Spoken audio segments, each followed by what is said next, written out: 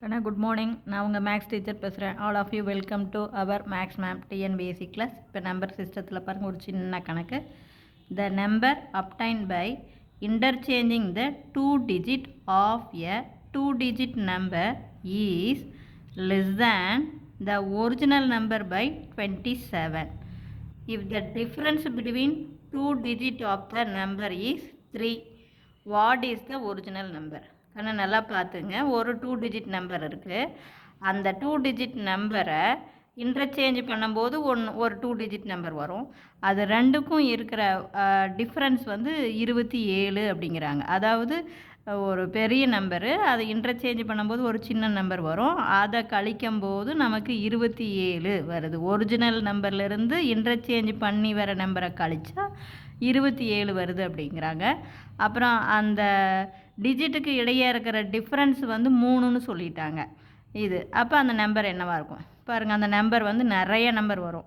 இப்போ பாருங்கள், 14, 25, 36, 47, 58. இப்போ நம்ம ஒரிஜினல் நம்பர் பெருசாக இருக்கணும்.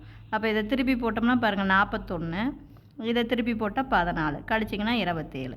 அதே மாதிரி தான் 25. அதை எடுத்திங்கன்னா பெரிய நம்பர் வந்து 52, திருப்பி போடும்போது 25, இப்போயும் 27 வரும். அதே மாதிரி பாருங்கள், 36ன்னு எடுத்தோமா, இதை திருப்பி போடும்போது பெரிய நம்பர் 63, அதை டிஜிட்டை திருப்பி போடும்போது சின்ன நம்பர் 36, கழிச்சா 27. இப்படி நிறைய நம்பர் நமக்கு வரதுனால hence it cannot be determine. அவ்வளவுதான். நீங்கள் அப்படியே சொல்லலாம். இப்போ புரிஞ்சுதா கண்ணு? இது பார்த்திங்கன்னா அதே மாதிரி தான் இங்கே 47. இது பெரிய நம்பர் தான் நமக்கு வேணும். அப்போ ஒரிஜினல் நம்பர் பெரிய நம்பரு, அதை திருப்பி போடும்போது வர நம்பர் சின்ன நம்பர். அப்போ ஒரிஜினல் நம்பர் 74, திருப்பி போடும்போது 47, கழிச்சா 27. இப்போ பார்த்திங்கன்னா நம்ம 5 செட்டு கண்டுபிடிச்சிருக்கோம். அப்போ ஒன்று மட்டும் நம்மளால் கண்டிப்பாக சொல்ல முடியாது இல்லையா?